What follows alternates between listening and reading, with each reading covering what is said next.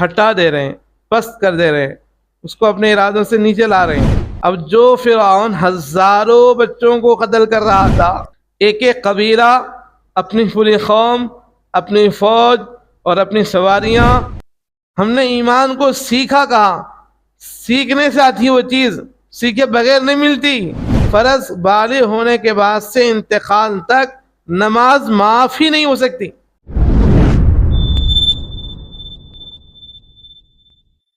الا خلیلا منہم فاعف عنہم واصفح ان اللہ یحب المحسنین۔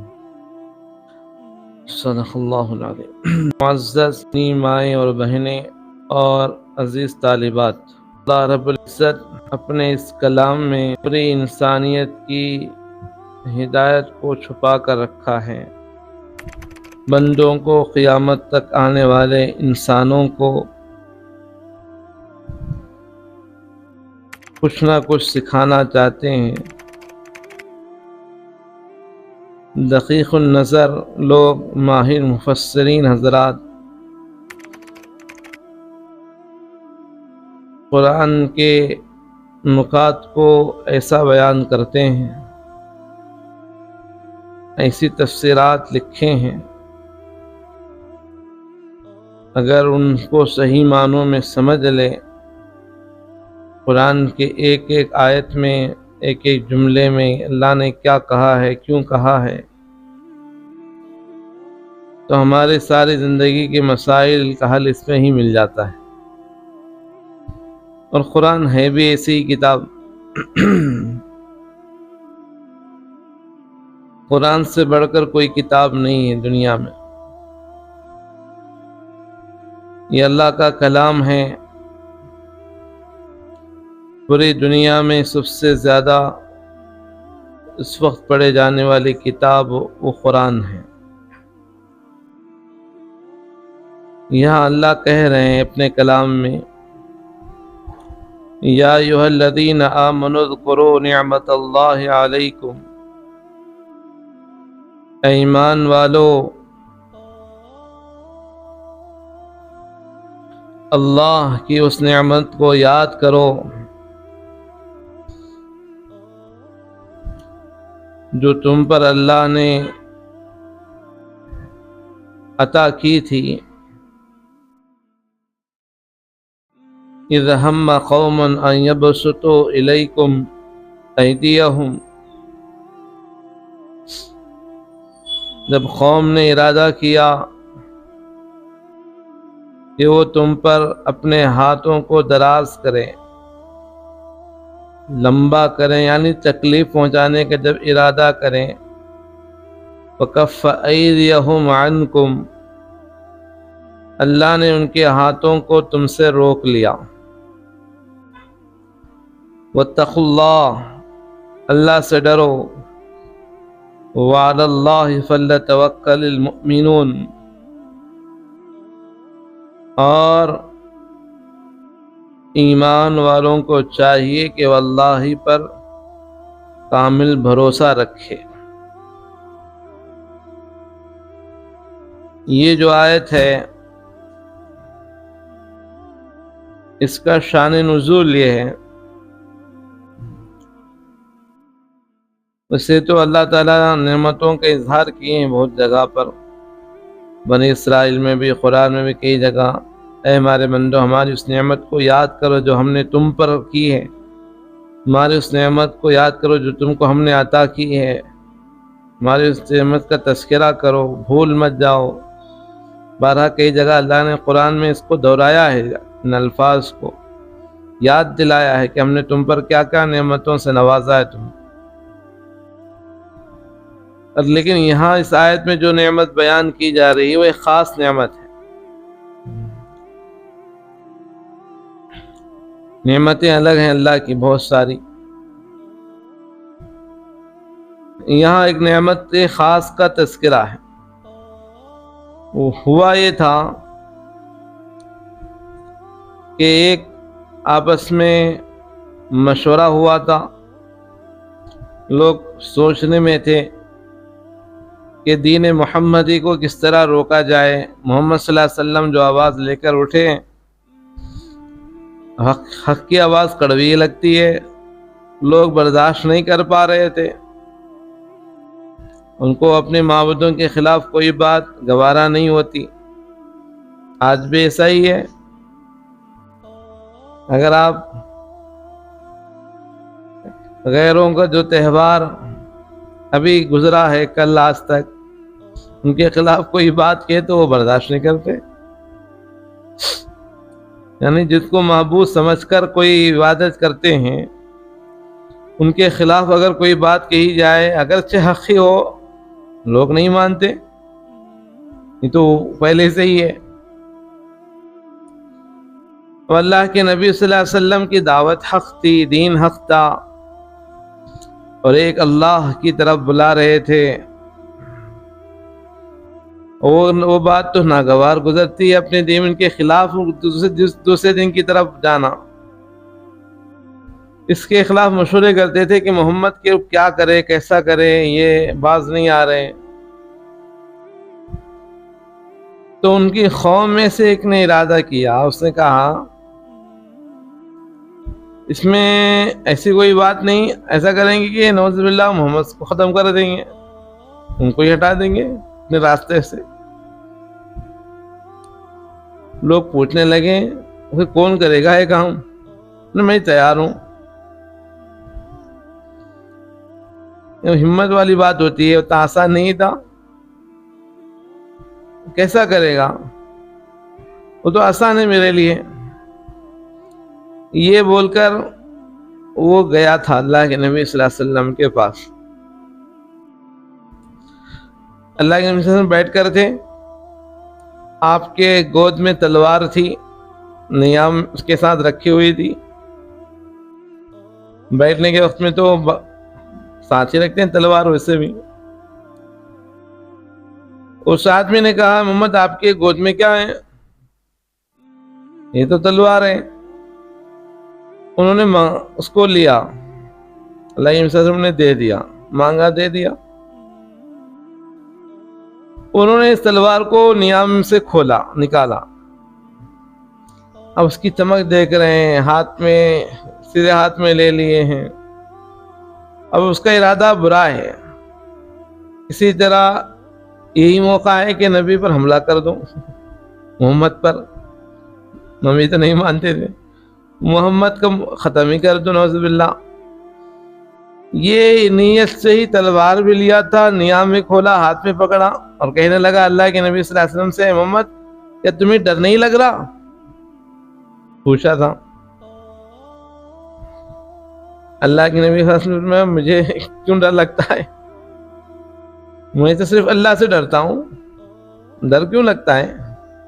میرے ہاتھ پہ تلوار ہے، نیام سے باہر ہے، اور میں آپ کی بالکل روبرو ہوں۔ ڈر نہیں لگتا آپ کو کہ کوئی حملہ نہ کر دے کچھ مجھ پر؟ اللہ کے رسول دوبارہ نے کہا میں اللہ کے سوا کسی سے نہیں ڈرتا۔ اب یہ ہوا تھا واقعہ، اور اس کے اندر سے تو وہاں سے نیت لے کر آیا تھا، لیکن یہاں آنے کے بعد دلوں پر اللہ کی بادشاہت چلتی ہے۔ اللہ قادر مطلق ہیں، اللہ یہ چاہ رہے ہیں، اس کے ارادے کو اللہ اندر سے ہٹا دے رہے ہیں، پست کر دے رہے ہیں، اس کو اپنے ارادوں سے نیچے لا رہے ہیں۔ وہ مضبوط ارادہ تو آدمی کوئی کام کر سکتا، اب وہ کشمش میں آ گیا ہے، اب وہ کنفیوز ہو جا رہا ہے، اب کیا کریں، ڈر بھی نہیں لگ رہا ہے، وہ خود بھی اپنے آپ میں ارادے میں پختہ نہیں ہو پا رہا ہے۔ واپس انہوں نے یہاں میں رکھ دیا تلوار، اللہ کے نبی صلی اللہ علیہ وسلم کو دے کے چلے گیا۔ اس وقت یہ آیت نازل ہوئی تھی۔ اس آیت کا شان نزول یہ بیان کیا ہے تفسیر مفسرین حضرات نے۔ یا ایھا الذین آمنوا اذکروا نعمت اللہ علیکم، اے ایمان والو اللہ کی اس نعمت کو جو تم پر اللہ نے کی یاد کرو، اس واقعے کو، اس نعمت کو یاد رکھو، یاد کیا کرو۔ اذ ہم قوم ان یبسطوا الیکم ایدیہم، جب ان قوم میں سے ایک آدمی نے کیا کیا تھا، قوم نے کسی طرح آپ کو ختم کرنا چاہا تھا، آپ جائیں گے تو آپ کی قوم بھی چلے جائے گی، اسی طرح آپ کا دین بھی مٹ جائے گا، تو ان کا ارادہ ہی آپ کو مٹانے کا تھا۔ अयबसुतु इलैकुम अयदियहुम, उसी इरादों से अपने हाथों में वो दस्तराजी करने के लिए मजबूत आ गए थे। वकफ़ अयदियहुम अन्कुम, अल्लाह ने उनके हाथों को तुमसे रोक दिया, अल्लाह ने रोका। और उनके दिलों पर बादशाहत अल्लाह की है। सारे इंसानों के दिल अल्लाह के 2 उंगलियों के दरमियान है। अल्लाह जिसे जैसा चाहते हैं फेर सकते हैं। हदीस में अल्लाह के नबी सल्लल्लाहु अलैहि वसल्लम ने फरमाया, सारे इंसानों के दिल अल्लाह के 2 उंगलियों के दरमियान में हैं, और जिसे जब चाहे फेर सकते हैं और जिस पे जो चाहे डाल सकते हैं। ये अल्लाह को खुदरत है सारे इंसानों के दिलों पर बादशाहत। मूसा अलैहिस्सलाम के बारे में भी एक वाक़या था दूसरी जगह इसी कुरान में, वहां भी ऐसा ही हुआ था। हजारों बच्चे फिरौन ने कत्ल कर दिया, मूसा ना आए। और जब मूसा अलैहिस्सलाम बच्चे की शक्ल में, मूसा अलैहिस्सलाम छोटे बच्चे और आपकी घरवाली के हाथ में आ गए, अल्लाह कहते हैं वालक़ैतु अलैका मुहब्बतम मिन्नी, फिर हमने मोहब्बत डाल दी उसके दिल में, अपने तरफ से हमने क्या कर दी, मूसा की मोहब्बत डाल दी, उस बच्चे की मोहब्बत डाल दी। अब जो फिरौन हजारों बच्चों को कत्ल कर रहा था, कत्ल कर दिया था, अब यहाँ आया जो मूसा है, यहाँ मोहब्बत आ गई अंदर, उनको नहीं कत्ल कर पाया। तो दिलों पर अल्लाह की बादशाहत चलती है। तो अल्लाह ने क्या कर दिया, वो आदमी जो आपको खत्म ही करने के लिए इरादे से तलवार हाथ में लिया था, नियाम से निकाला था, उसके दिल को अंदर से पस्त कर दिया। अल्लाह उसको कंफ्यूज कर दिए, हटा दिए, अपने इरादे से पुख्तगी से हटा दिया, वो वापस कम हिम्मत करके चला गया था। यही अल्लाह कह रहे हैं फ़कफ़ अयदियहुम अन्कुम, अल्लाह ने रोका उनके हाथों से आपको। वत्तक़ुल्लाह, अल्लाह से डरिए। वअलल्लाहि फ़ल्यतवक्कलिल मुमिनून, ईमान वालों को तो अल्लाह ही पर भरोसा करना चाहिए। अल्लाह के नबी का तो कुरान तो अल्लाह के नबी पर ही नाजिल होना है, अहकामात तो आप पर ही उतारते हैं अल्लाह। असल में ये किताब क़यामत तक आने वाले इंसानों के लिए है, मर्दों के लिए, औरतों के लिए है, मुसलमानों के लिए, गैरों के लिए, सारी इंसानियत के लिए, सबके लिए एक ही किताब है। इसमें अल्लाह इस वाक़े को बयान करके हमारे लिए पैगाम दे रहे हैं। नबी ने क्या कहा था, आप गौर तो करें, दुश्मन के हाथ में तलवार है, तलवार हम नियाम से निकलकर बिल्कुल रूबरू खड़ा है और आप बैठे हुए हैं। ऐसी हालत में तो जब वो बुरा इरादा लेकर आगे बढ़ेगा तो बैठने वाले को तो डर महसूस होगा, और वो पूछ भी रहा है क्या डर नहीं हो रहा है आपको, डर नहीं हो रहा है, मेरे हाथ में तलवार खुली है। ऐसे आदमी तो अगर डर ना भी हो, उसको देखकर डर आ जाएगा, अरे कोई बुरा इरादा किया है, इसके हाथ में खुली तरफ मैं गलत कर दिया। आदमी थोड़ा दिल से अंदर से घबराहट पैदा होगी। लेकिन अल्लाह के नबी सल्लल्लाहु अलैहि वसल्लम को अल्लाह पर कामिल यकीन था, दिल में यकीन मजबूत था कि करने वाली जात तो अल्लाह की है, अल्लाह जो चाहते हैं वही होता है। उसी यकीन के साथ जवाब दिया था, मुझे अल्लाह के सिवा, मैं अल्लाह के सिवा किसी से डरता नहीं, मुझे डर नहीं होता अल्लाह के सिवा किसी का। ये भरोसा था अल्लाह पर। अल्लाह वही कह रहे हैं वअलल्लाहि फ़ल्यतवक्कलिल मुमिनून, ईमान वालों को तो अल्लाह पर ऐसा ही भरोसा करना चाहिए जिस तरह नबी ने किया था। अल्लाह ने उसी भरोसे पर ईमान वालों के साथ, अल्लाह पर यकीन रखने वालों के साथ, और हर हाल अल्लाह की मदद होती है, मदद शामिल हाल होती है। जो दुश्मन हाथ में तलवार लिया था, अल्लाह ने उसके दिलों को फेर दिया, वो वापस चले गया। अल्लाह की मदद होती है। आगे कहते हैं अल्लाह वलक़द अख़ज़ल्लाहु मीसाक़ बनी इसराइल, और अल्लाह ने बनी इसराइल से अहद लिया।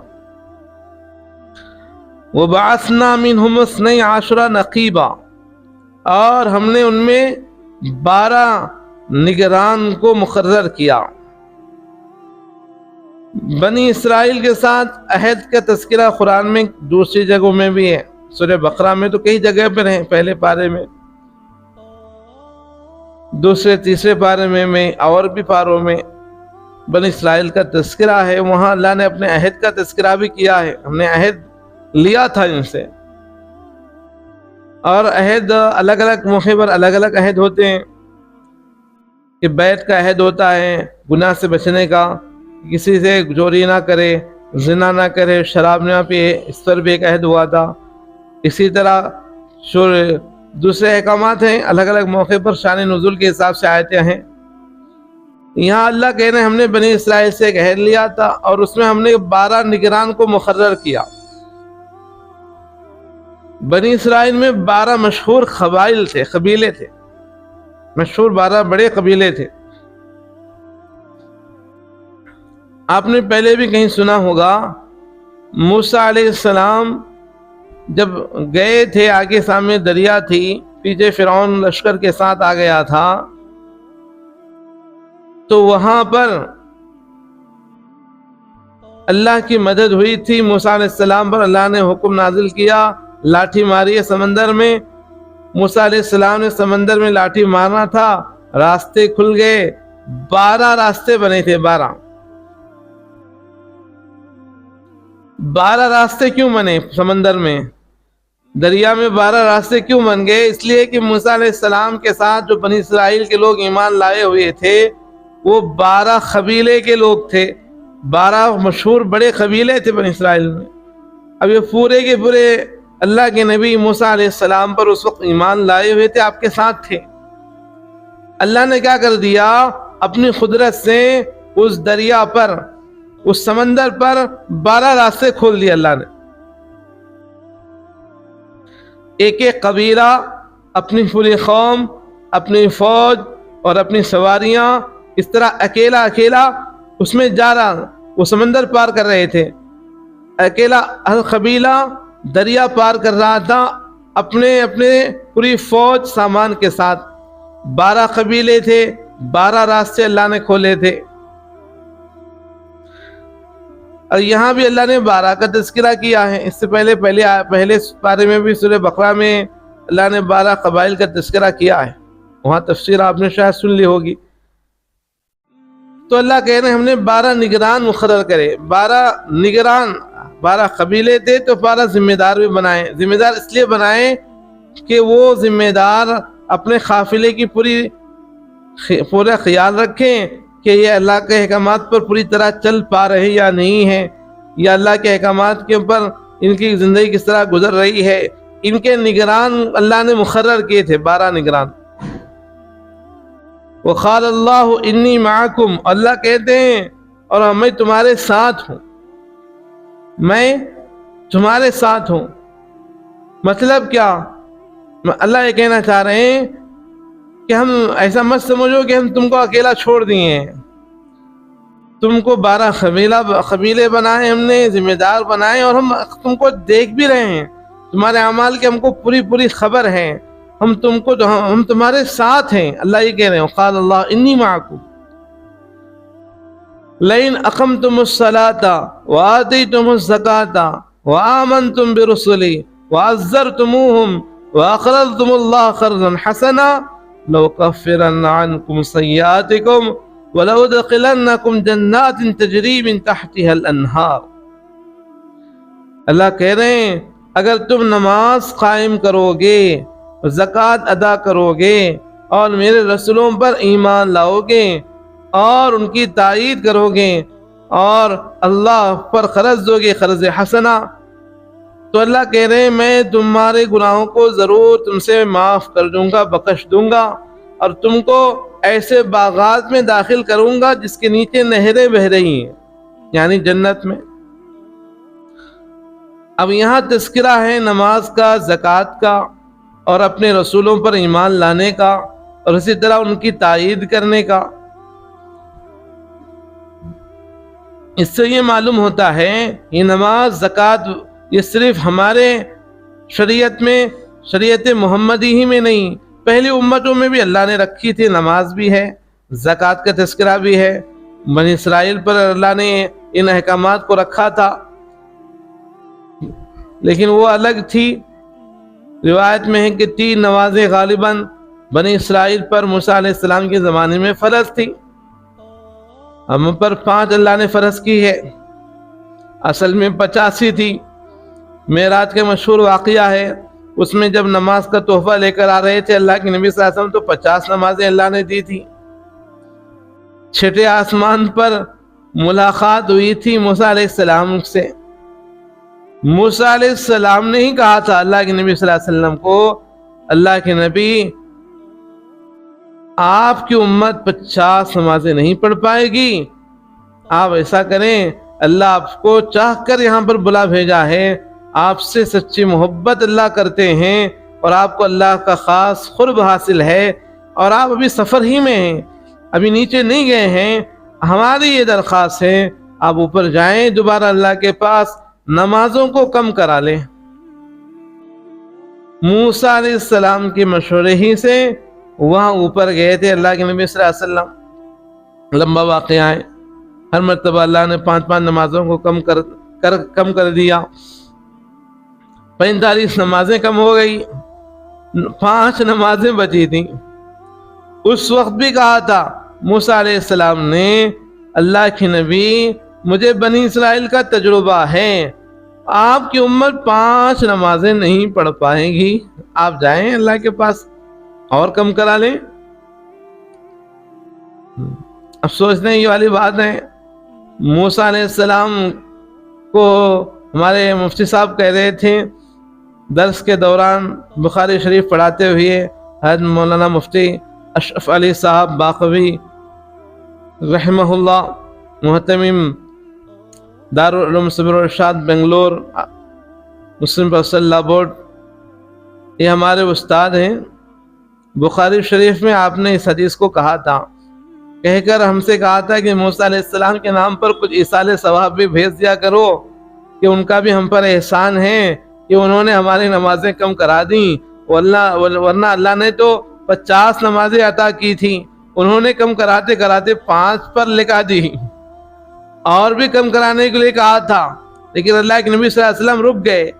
اس کے بعد بھی اگر میں اللہ کے پاس جاؤں گا، اگر ہر مرتبہ اللہ نے 5 نمازیں کم کی ہیں، اس مرتبہ اگر جاؤں، اس مرتبہ بھی 5 نمازیں اگر اللہ کم کر دیں تو اب نماز کا تحفہ ہی نہیں رہے گا، اس لیے رک گئے اللہ کے نبی صلی اللہ علیہ وسلم۔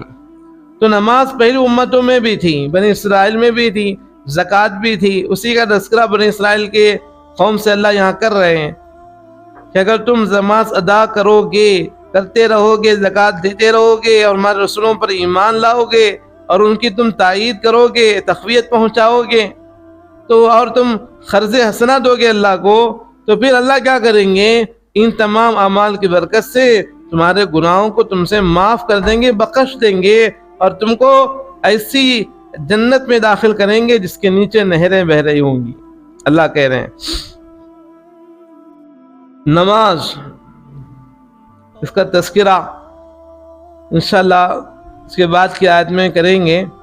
اس کے بعد اللہ کہہ رہا ہے فَمَنْ كَفَرَ بَعْدَ ذَلِكَ مِنْكُمْ فَقَدْ ضَلَّ سَوَاءَ السَّبِيلِ۔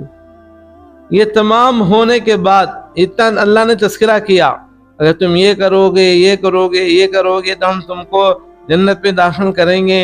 یہ تمام بیان کرنے کے بعد بھی اگر کوئی آدمی سیدھے راستے سے بھٹک گیا، کفر میں چلے گیا، اسلام سے باہر ہو گیا، فَقَدْ ضَلَّ سَوَاءَ السَّبِيلِ، وہ بڑی گمراہی اور سیدھے راستے سے یقیناً بھٹک گیا۔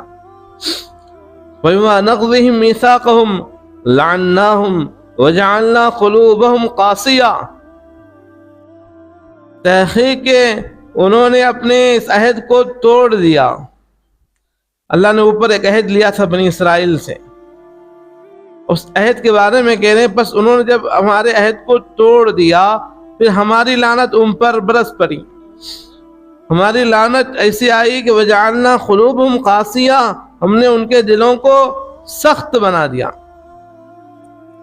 یحرفون الکلم عن مواضعہ، پھر وہ کلمات کو ان کی جگہوں سے بدلنے لگ گئے، یعنی ان پر جو آیتیں آئی تھیں، جو کتاب اتری تھی تورات، اس میں اللہ کے جو احکامات تھے، اللہ نے جو کہا تھا ان کو اس جگہ سے انہوں نے بدل دیا۔ وَنَسُوا حَظًّا مِّمَّا ذُكِّرُوا بِهِ، اور ان میں سے ایسا ایک حصہ بھی انہوں بھول گئے جو ہم نے ان کے لیے کہا تھا، ان کے لیے ہم نے کچھ احکامات بیان کیے تھے، انہوں نے اس کو بھی بھول گئے۔ ولا تزال تطلع على خائنة منهم الا قليلا منهم فاعف عنهم واصفح. ان میں خیانت کرنے والے برابر آپ پائیں گے، مگر تھوڑے لوگ بھی ایسے ہوں گے جو خیانت نہیں کریں گے. نبی جی ایسے لوگ اگر آپ پائیں کہ جو اپنے نبی کے ساتھ توریت کے ساتھ اس طرح کر دیے ہیں، اس کے باوجود کچھ لوگ اچھے بھی ہیں ان میں، وہ خیانت نہیں کر رہے ہیں، تو آپ کیا کر دیجئے، فاعف عنہم، ان کو معاف کر دیجئے، ان کو معاف کر دیجئے، درگزر کر دیجئے. اللہ تعالیٰ احسان کرنے والوں کو پسند کرتے ہیں. اللہ اپنے نبی سے کہہ رہے ہیں کہ اس طرح بنی اسرائیل سے ہم نے عہد لیا تھا، وہ عہد کے بعد میں انہوں نے اس طرح توڑ دیا. نبی جی آپ کا زمانہ آ گیا، اگر وہ لوگ یہودی اب بھی باقی رہیں، آپ کے زمانے میں آپ کو بھی وہ لوگ ملیں گے، تو ہماری لعنت ان پر برس پڑی ہے. اللہ کہتے ہیں ہم سے جو عہد کر کے توڑ دیتے ہیں پھر ہماری لعنت ان پر برستی ہے. ہم نے بھی ایک عہد کیا تھا اللہ سے عالم ارواح میں. اللہ نے ہم تمام کی روحوں کو، ساری انسانیت کی روحوں کو ایک میدان میں جمع کر کے کہا تھا الست بربکم، کیا میں تمہارا رب نہیں، پروردگار نہیں، پالنہار نہیں؟ وہاں دکھ رہا تھا رب کون ہے، ساری مخلوقات ہیں، ہم بنے ہوئے ہیں، بنانے والے ذات اللہ کی ہے. نظر آ رہا تھا، سب نے کہا تھا قالوا بلا، بے شک آپ ہی ہمارے پروردگار ہیں، آپ ہی ہمارے رب ہیں، آپ ہی ہمارے پالنہار ہیں. یہ برجستہ جواب دے دیے تھے. نظر آ رہا تھا. اللہ نے کہا اچھا یہاں دکھ رہا ہے تو تم بول رہے ہو، یہاں سے ہم دنیا میں بھیج دیں گے، زمین کو بھیج دیں گے، تم آسمان پر ہو، وہاں جاؤ گے، وہاں میں نظر نہ آؤں گا تم کو، اور میں جب نظر نہ آؤں گا اس وقت تم کیا کہو گے، کیا کرو گے، اس کا میں امتحان لوں گا. دنیا میں بھیج دیا اللہ نے. اب دنیا میں آنے کے بعد اب دنیا میں پالنہار کون ہے، پالنے والا کون ہے، یہ بولنا، یہ اللہ ہی ہے بولنے میں شک ہے، نعوذ باللہ. حالانکہ اللہ ہی تھے کرنے والے، لیکن اللہ پر کامل یقین نہیں. یقین ہے تو وہ بات برجستہ نہیں آتی. یقین ہے تو کہہ سکتا آدمی. ہر عورت اندر اگر یقین ہے کہ میرا پالنہار اللہ ہی ہے، مجھے اللہ ہی پال رہے ہیں، میرا رب اللہ ہی ہے، یہ یقین اگر اندر سے مضبوط رہا تو پھر جواب فوری برجستہ آ جائے گا. ہمارے دلوں میں یقین تھوڑا دنیاوی خیالات کے بھی ہیں. دکان بھی ہے، کاروبار بھی ہے، تجارت بھی ہے، آفسیں ہیں، ملازمت ہے، کھیتی باڑی ہے، نوکری چاکری، یہ تمام چیزیں ہیں. یہ اس میں آدمی جاتے ہیں، کاروبار میں جاتے ہیں، دھندوں میں جاتے ہیں، آفسوں میں جاتے ہیں، کالجوں میں جاتے ہیں، وہ ہر طرح محنت کرتے ہیں. چاروں طرف محنت کرنے کے بعد وہ کہیں گے اللہ پالتا ہے، وہ ذرا شیطان کنفیوز کر دیتا، ہماری محنت ہے نا اس میں، ہم تو محنت کرتے ہیں نا، کمالے کھائے تو نہ اللہ کا ہے، یہ کنفیوز ہو جاتے ہیں. نعوذ باللہ. ہماری محنت کچھ بھی نہیں ہے، زمین اللہ کی ہے، آسمان اللہ کا ہے، ہم کو بھی اللہ نے بنایا ہے، اور یہ عقل اللہ نے دی ہے، ہاتھ پیر نعمتیں اللہ کی ہیں. اللہ نہ چاہے ہم سے کچھ، ہم کچھ بھی نہیں کر سکتے، ہم محتاج ہیں اللہ کے. یہی ایک حدیث میں اللہ کے نبی صلی اللہ علیہ وسلم نے کہا لو کنتم توکلون علی اللہ حق توکلی لرزقتم کما ترزق الطیر تغدو خماسا وتروح بطانا. اگر تم اللہ پر ایسا بھروسہ کرو جس طرح بھروسہ کرنے کا حق ہے تو پھر اللہ تم کو ایسا روزی پہنچائیں گے جس طرح پرندوں کو پہنچا رہے ہیں. صبح خالی پیٹ جاتے ہیں، واپس شام میں پیٹ بھر کے لوٹتے ہیں. پرندے صبح جب جاتے ہیں اپنے گھروں سے نکل کر وہ ایک دم خالی پیٹ ہوتے ہیں. روزی روٹی کہاں ہے؟ ان کو اللہ پر بھروسہ ہے، اللہ کے نام لے کر وہ نکل جاتے ہیں.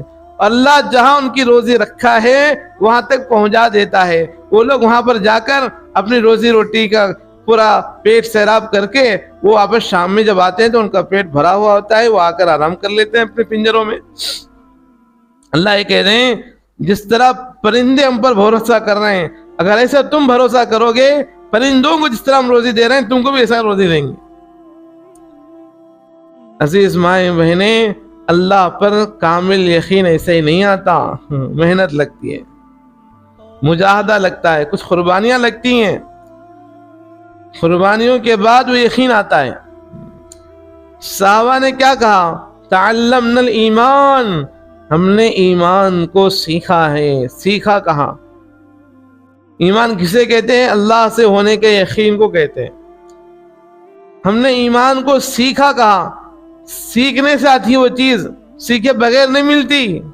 صحابہ جیسے شاگرد، اللہ کے نبی صلی اللہ علیہ وسلم جیسے استاد، مکہ مکرمہ جیسی زمین، ایسا دور، اس میں 13 سال محنت لگی نبی کی، 13 سال محنت۔ ہم ایسے ہی ایمان کو حاصل کرنا چاہتے ہیں۔ ایمان کے اندر کی جو شمع ہے وہ ایمانی ماحول سے، ایمانی مذاکروں سے بڑھتی ہے، چمکتی ہے۔ ایمان تازہ ہوتا ہے ایمانی حلقوں سے، ایمان میں بڑھوتری آتے ایمانی مذاکروں سے۔ ایمان کے بول بولنا، اللہ سے ہونے کے بول بولنا، اللہ کی قدرت کو بیان کرنا، اللہ کی طاقت کو بیان کرنا، اس ظاہر کے خلاف اللہ کی قدرت کو بڑی سمجھنا، یہ مذاکرے ایمان کے ہیں۔ یہ گھروں میں ہونا ہے، مسجدوں میں ہونا ہے، مردوں میں ہونا ہے، عورتوں میں ہونا ہے، بچوں بڑوں میں ہونا ہے، کہ سب کا یقین اللہ پر آ جائے، سب کا بھروسہ اللہ پر آ جائے، اور سب کے دلوں میں اللہ ہی بڑے ہیں، یہ عظمت، یہ بات بیٹھ جائے۔ محترم خواتین، عزیز طالبات، اوپر کی آیت میں بنی اسرائیل کے عہد میں ایک نماز کا تذکرہ آیا ہے۔ نماز کے بارے میں قرآن میں ہے، حدیث میں ہے۔ آج ویسے بھی اللہ کے پیارے حبیب تاجدار مدینہ محمد عربی صلی اللہ علیہ وسلم کی پیدائش کا دن ہے مشہور روایت کے حساب سے۔ اسی طرح وفات کا بھی دن ہے، 12 ربیع الاول پیر کا دن، نبی صلی اللہ علیہ وسلم کی وفات کا دن بھی ہے۔ اللہ کے نبی پیدا ہوئے تو بھی بہار ہے، آپ کا دنیا سے جانا بہار ہے۔ کس طرح ہے، لمبی داستان ہے۔ میں عرض کرنا چاہ رہا ہوں، آج جمعہ کا دن بھی ہے، ہم مدرسے میں ہیں اور اللہ کے کلام کی تفسیر کے لیے جمع ہوئے ہیں۔ یہ کلام کس پر نازل ہوا ہے؟ یہ کلام اللہ نے اپنے حبیب پر اتارا ہے صلی اللہ علیہ وسلم۔ اس کلام کو لینے کی طاقت صرف اللہ کے نبی صلی اللہ علیہ وسلم کی ذات تھی۔ ایسا عظمت والا، بڑا اونچا مقام والا کلام تھا۔ اللہ کے نبی صلی اللہ علیہ وسلم کے سینے پر اترا ہے یہ کلام۔ محترم خواتین، پیدائش کے دن اللہ کے نبی صلی اللہ علیہ وسلم نے پیدا ہوتے ہی پیدائش کس طرح ہوئی؟ حضرت آمینہ حضور صلی اللہ علیہ وسلم کی والدہ یہ اندر موجود ہیں، آپ کے ساتھ حضرت شفا موجود ہیں، لیڈی ڈاکٹر کے طور پر۔ وہ حمل کے درد ذہ میں، بچہ جننے میں عورت کا ہونا ضروری ہوتا ہے ساتھ داری کے لیے۔ اب یہ جب حضور صلی اللہ علیہ وسلم پیدا ہوئے ہیں، یہ دونوں اندر ہیں، وہاں پر ہیں، یہ دونوں اپنے آنکھوں سے دیکھیں کہ حضور صلی اللہ علیہ وسلم ابھی آدھا گھنٹہ بھی نہیں ہوئے تھے پیدا ہو کر ماں کے بازو میں لیٹے ہوئے تھے۔ اس طرح اس ہاتھ پر تھوڑا زور دیا، اپنے ہاتھ کو اس طرح وزن دے کر پلٹ کر اپنے پاؤں کو ایسا پیچھے کی طرف کھینچ لیا، سامنے کی طرف، ہاتھ وہ سجدے کی شکل، سجدہ کر دیا۔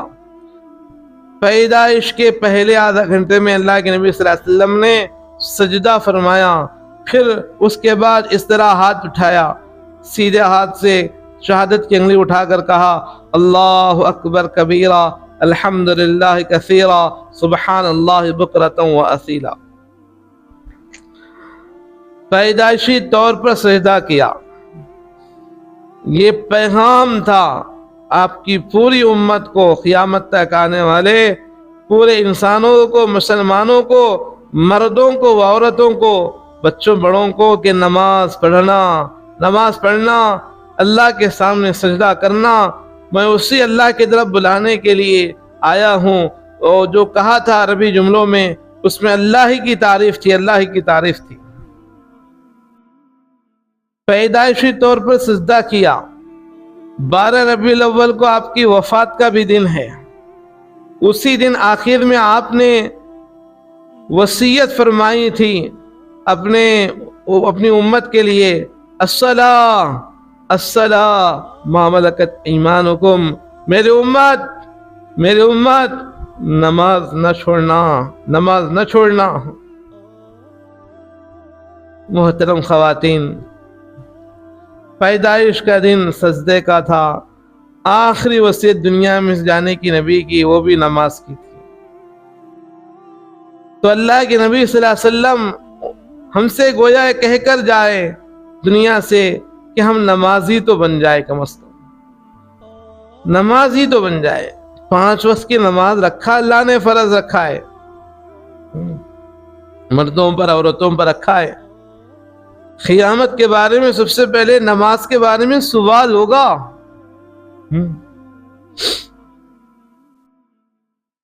یہاں تک کہ حدیث میں نماز کے بارے میں اللہ سے ڈرو، نماز کے بارے میں اللہ سے ڈرو۔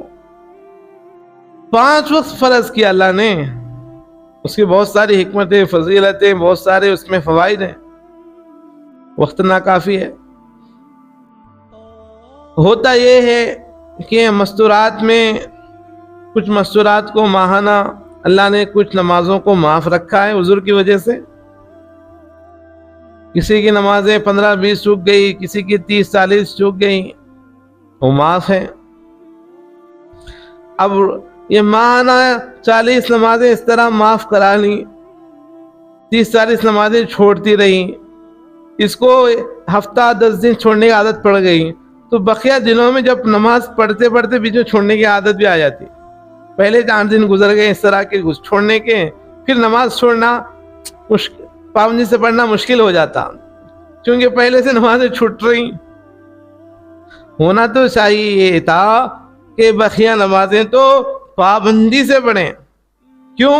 ہماری زندگی سے پہلے سے اتنی نمازیں چھوٹ جا رہی ہیں۔ آپ مردوں میں دیکھ لیں، آپ نماز کو جو اللہ نے فرض کیا ہے، فرض بالغ ہونے کے بعد سے انتقال تک نماز معاف ہی نہیں ہو سکتی۔ مردوں میں دیکھ لیں آپ، نماز معاف نہیں، کھڑے نہیں ہو سک رہا ہے بیٹھ کے پڑھو، بیٹھ کے نہیں ہو سک رہا ہے لیٹ کے پڑھو، لیٹ کے نہیں ہے تو اشاروں سے پڑھو، نماز پڑھو۔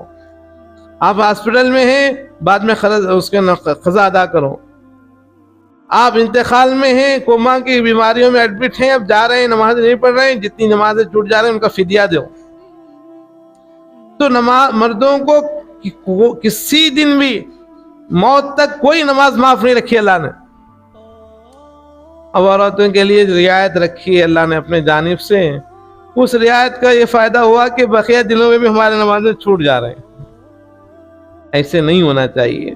ہم کو تو یہ فکر ہونی چاہیے کہ مرد حضرات تو نمازیں بہت زیادہ پڑھ دے رہے ہیں، ارے ہمیں نمازوں میں کہیں پیچھے نہ ہو جائیں، بقیہ نمازیں کے ساتھ نوافل بھی پابندی سے پڑھنے والی بنے۔ تہجد کی نماز ہے، عشاء کی نماز ہے، چاشت کی نماز ہے، اوابین کی نماز ہے، صلاۃ الحاجت ہے، صلاۃ التوبہ ہے، صلاۃ الشکر ہے، تحیۃ المسجد ہے، صلاۃ التسبیح ہے، یہ نمازیں رکھی ہیں اللہ نے، صلاۃ الشکر کی رکھی ہے۔ یہ نفل نمازیں ہیں، جتنا پڑھتی رہیں گی اتنا اللہ کا قرب ملتا رہے گا۔ تو محترم خواتین، کم از کم اللہ کے نبی کی اس پیدائش کے دن میں ہم ایک عہد کر کے جائیں، زندگی جو بقی ہے موت تک انشاءاللہ کوئی نماز ہماری نہیں چکے گی، نہیں چھوڑوں گی، ہر نماز ہم کو پڑھنا ہی پڑھنا ہے۔ آسان ہے ہمارے لیے تو گھر میں پڑھ لینا ہے، مصلی بچھائے، وضو کر لیے، پڑھ لیے۔ ہم کو تو آفس سے آنا، دکانوں سے آنا، یا نیند چھوڑ کر گھر سے وہاں مسجد تک جانا، مسجدوں میں نماز ادا کرنا، ایسا بھی نہیں مسئلہ، ہمارے لیے آسان ہے۔ آپ گھر میں ہیں، کام کاج میں ہیں، آپ عورت ہیں، پردے میں رہنے والی ہیں، آپ گھروں میں پڑھ لیں، اللہ فرض ادا کر دیتا۔ رعایت رکھی اللہ نے، تو محترم خواتین، باتیں تو بہت ساری ہیں، کم از کم ایسے جو مواقع آتے ہیں ان مواقع میں اللہ سے کچھ اچھے عہد کرنا چاہیے. جس طرح ہم یہاں عہد کا تذکرہ ہے قرآن میں، ہم بھی اللہ سے اچھے عہد کریں، سچی توبہ کریں کہ بقیہ جو زندگی ہے اللہ وہ ہماری پچھلی زندگی کا کفارہ بنا دے. اچھی گزارنے کی نیت کریں، پوری زندگی نماز نہ چھوڑنے کی نیت کریں، اور اپنے بچوں سے کرائیں، اپنے مردوں کو اٹھا کر مسجدوں کو بھیجیں. بالغ جتنے وہ گھر کے اندر افراد ہیں، بچے ہو بڑے ہو، ان کو تمام کو نماز کی طرف، اللہ کے گھر کی طرف بھیجیں، تاکہ وہ سب کے سر گھر میں جتنے بچے ہیں، بڑے ہیں، عورتیں مردے ہیں، روزانہ 5 دفعہ اللہ کے دربار میں ہمارا سر جھکتا رہے. ایک صبح سے شام تک یہ سر اگر اللہ کے دربار میں جھکتا رہے گا، اللہ بھی دیکھیں گے کہ پورا گھرانہ میرے دربار میں آ رہا ہے، میرے دربار میں سجدہ ریز ہو رہا ہے، بار بار اب سر جھکا دے رہے ہیں. اللہ بھی خوش ہو جائیں گے، اپنی ضرورتوں کو پورا کر دیں گے، ہمارے لیے آسانیاں کر دیں گے. اللہ تعالیٰ کے ہاتھ میں سب کچھ ہے. اس لیے یہ ایسے مواقع پر ہمیں اچھی نیت کرنا چاہیے. اللہ تعالیٰ سے دعائیں ہیں، اللہ تعالیٰ ہمیں صحیح معنوں میں سمجھنے اور عمل کرنے کی توفیق نصیب فرمائیں. وآخر دعوانا الحمدللہ رب العالمین. اللهم لك الحمد لك الشكر يا الله، اللهم لك الحمد حمدا كثيرا ولك الشكر شكرا كثيرا. اللهم صل على سيدنا محمد كلما ذكره الذاكرون، وصل على سيدنا محمد كلما غفل عن ذكره الغافلون. سبحانك لا علم لنا إلا ما علمتنا إنك أنت العليم الحكيم. ربنا لا تزغ قلوبنا بعد إذ هديتنا وهب لنا من لدنك رحمة إنك أنت الوهاب. اللهم إنا نعوذ بك من جهد البلاء ودرك الشقاء وسوء القضاء وشماتة الأعداء. اللهم انفعنا بما علمتنا وعلمنا ما ينفعنا وزدنا علما. قال الله تعالى في شان حبيبه تشريفا وتعظيما: إن الله وملائكته يصلون على النبي يا أيها الذين آمنوا صلوا عليه وسلموا تسليما. اللهم صل على سيدنا محمد وعلى آل سيدنا محمد بارك وسلم. سبحان ربك رب العزة عما يصفون وسلام على المرسلين الحمد لله رب العالمين.